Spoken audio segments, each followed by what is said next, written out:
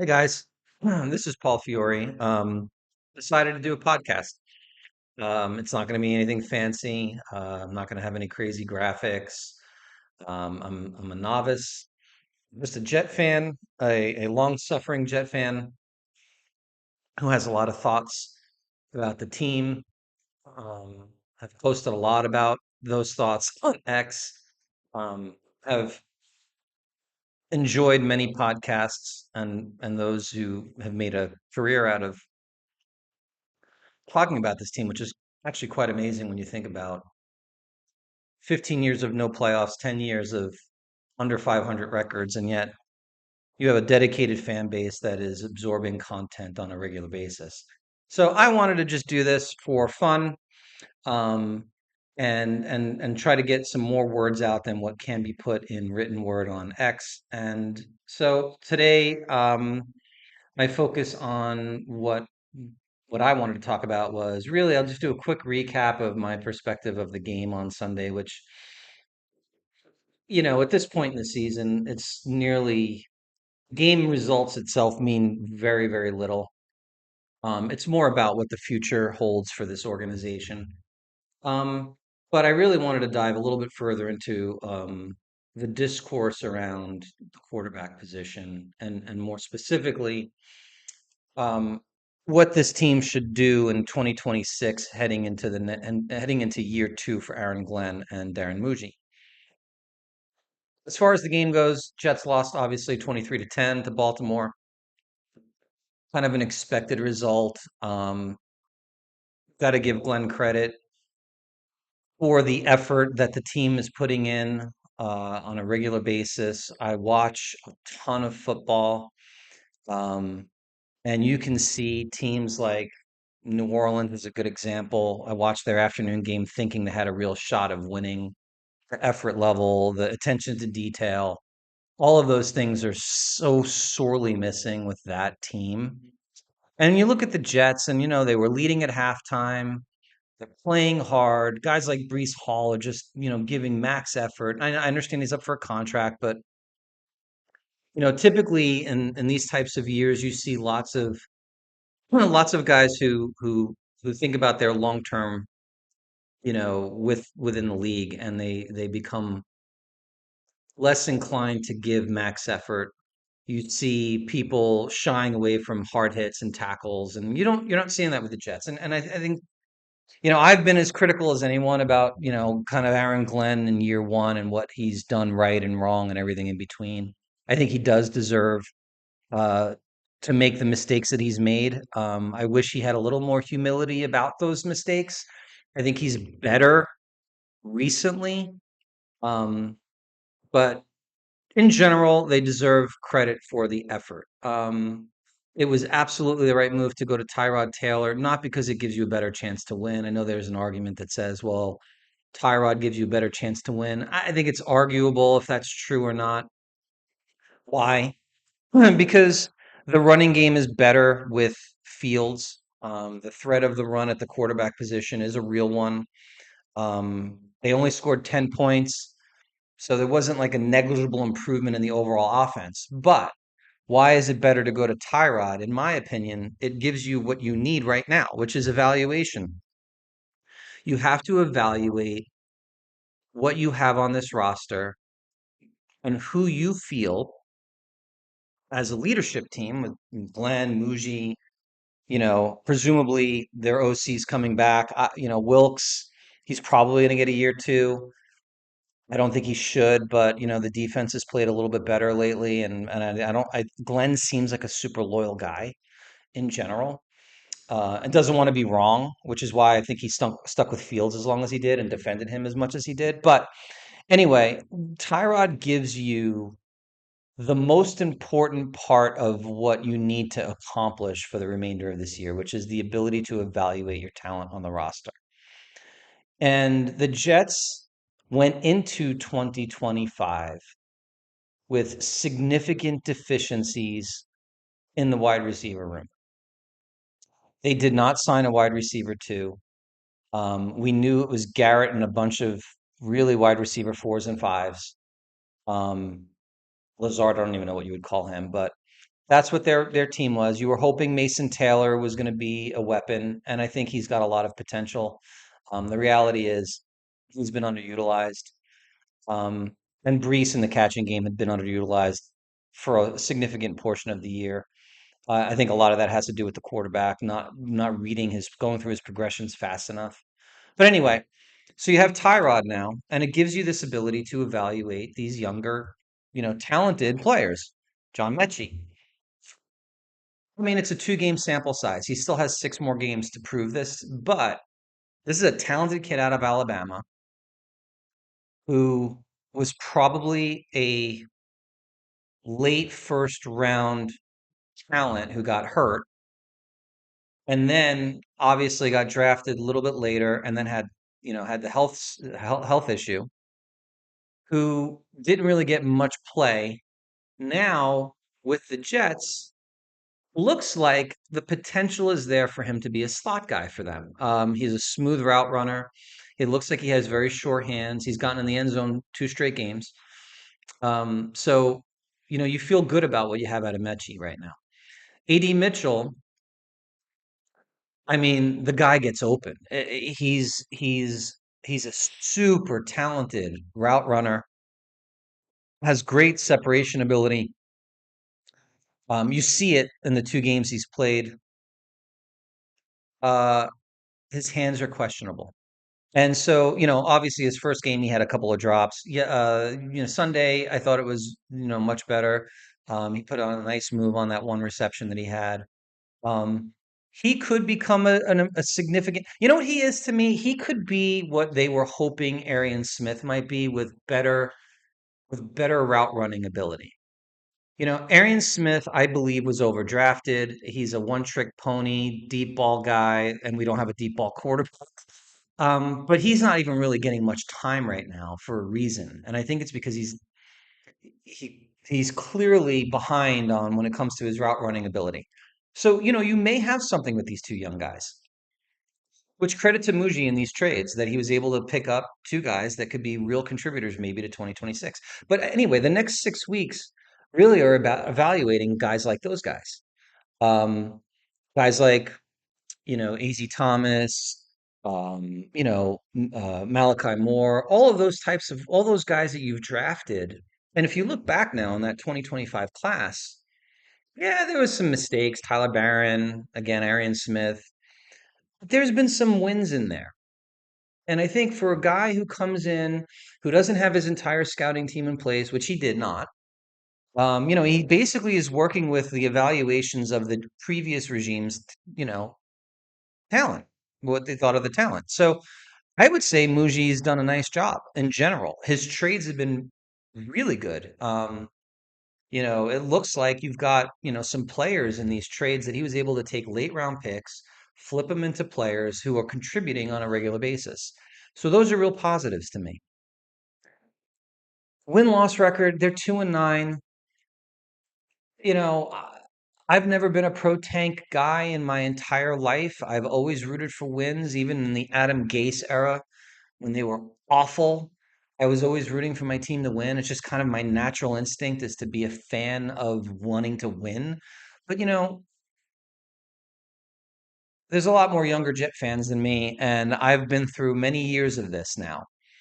And a decade of not having a winning season will kind of make you reach a point where when you look at the organization and you realize that Muji and Glenn are really in year zero right now, I'm okay with losing out.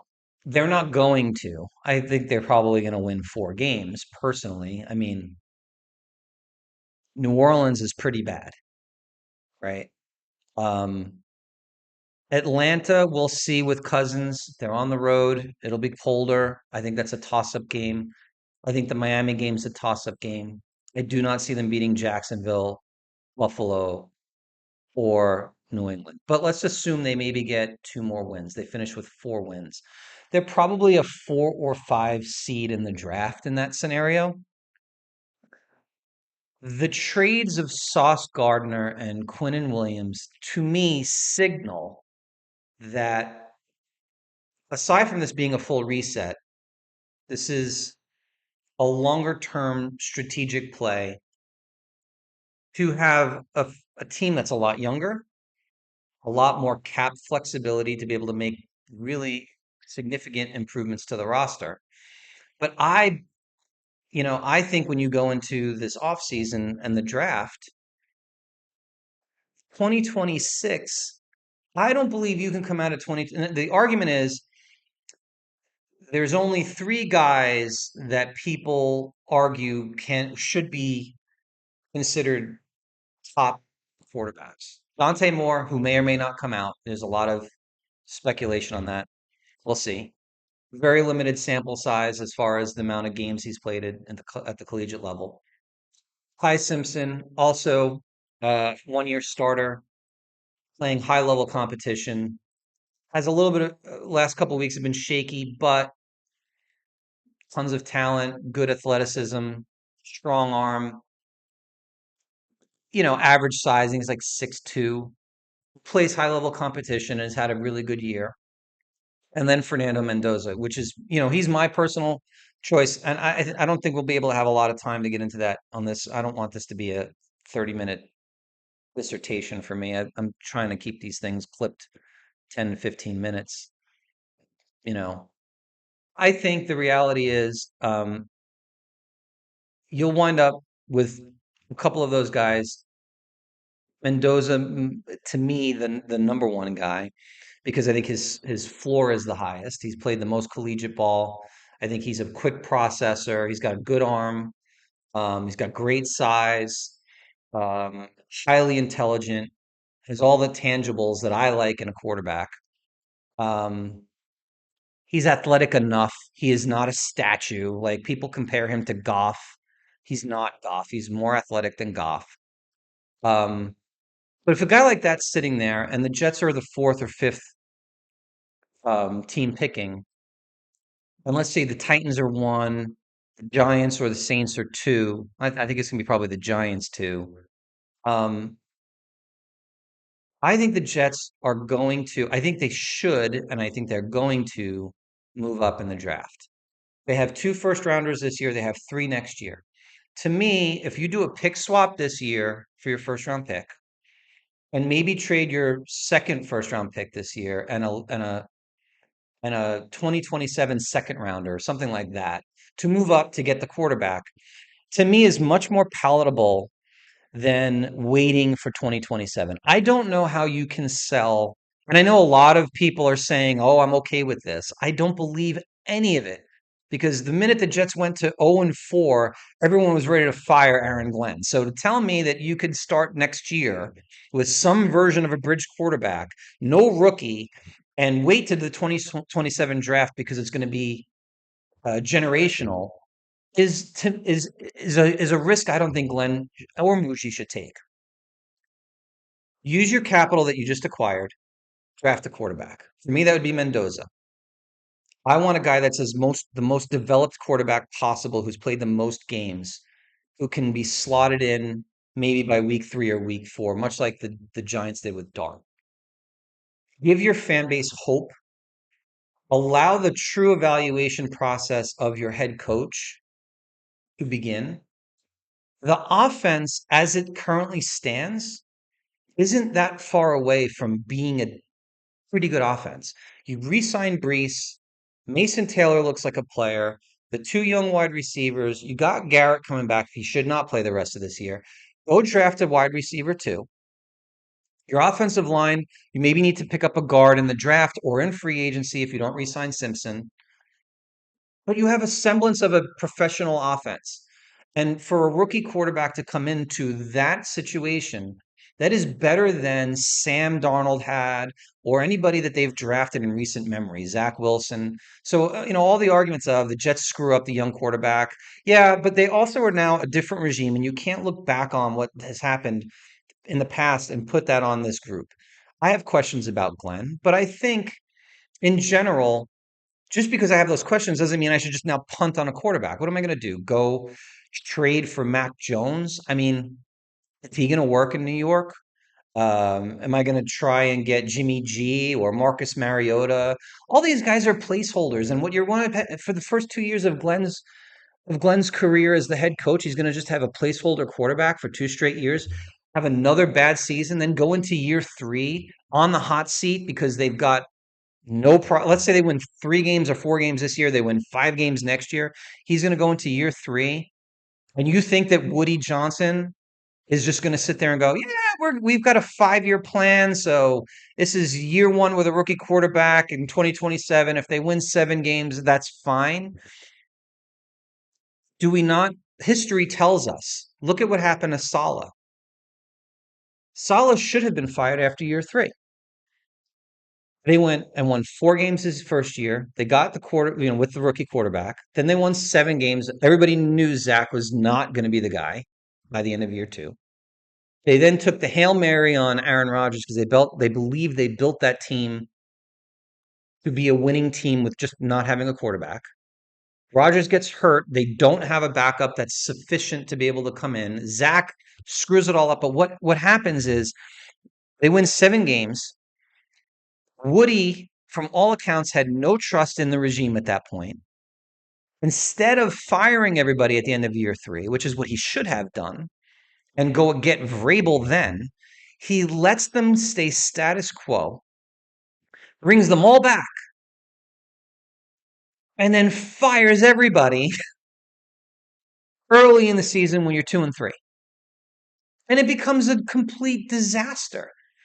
Ulbrich wasn't prepared to be a head coach. It was just all over the place.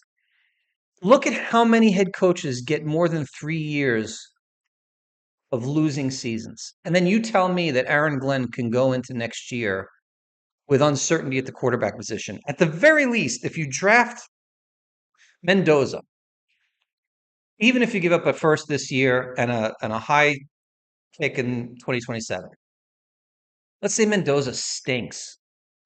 He just doesn't, he's not the guy. Like Josh Rosen wasn't the guy when Arizona made the decision to draft him. You now still have multiple picks in 2027. If you need to go and do it again, you do it again. But you have to give the fan base who has been beaten down for years hope.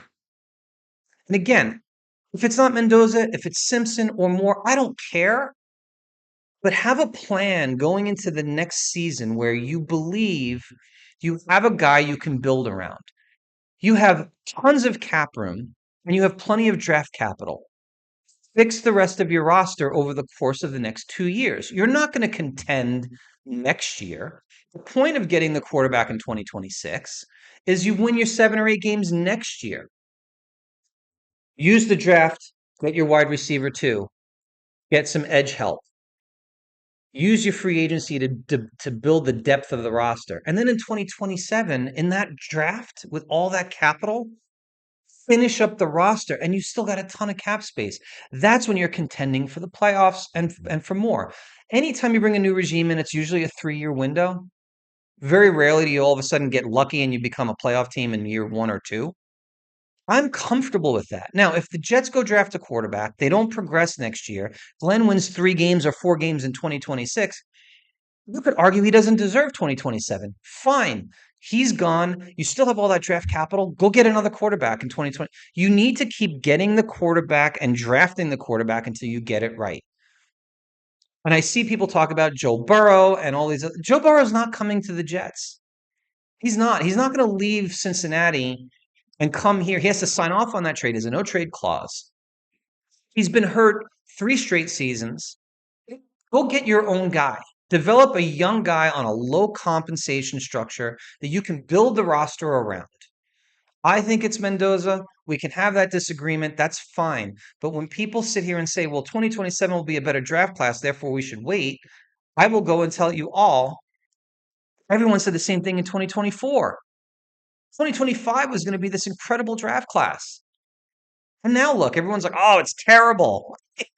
We do this every year. So from my chair, I sit here as just an uneducated fan with an opinion, a strong one, that believes get your quarterback now, get your wide receiver too. Your offense is pretty set.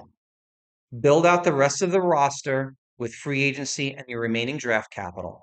Have a Have a 2026 that gets you to 7, 8, 9 wins. Show the improvement, develop the quarterback, and then in 2027, finish the roster and become a sustained winner. To me, that's strategically the way they should go. And that's why I'll continue to beat the drum on why I think the 2026 draft class is where you should be going to get your quarterback. And if it doesn't work, there's always 2027. I don't think it's the end of the world if you miss on the quarterback in 2026. I do think it's a mistake if you don't do anything, you go get yourself a bridge, and then you go into 2027 in a do or die season for your head coach, and now everybody's in panic mode. It's just not going to work. That's my opinion. But anyway, that's it for me, guys. I just wanted to hop on my first time ever doing this. I hope you enjoyed it. I probably will do this once or twice a week. We'll see.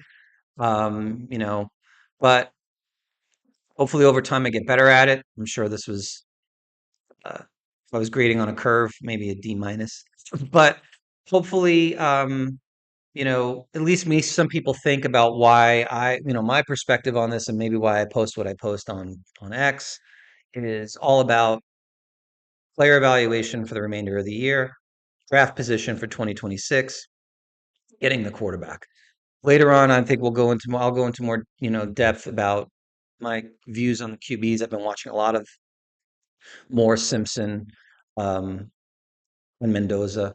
I mean, I probably watch more football on Saturday than I do on Sunday. Um, but, you know, I don't think there's any right or wrong. I just think that there's a degree of risk to any one of these moves. And I think the most risky thing the Jets could do is punting to 2027 on a quarterback. Anyway, have a great one, guys. Thanks for watching. Appreciate it.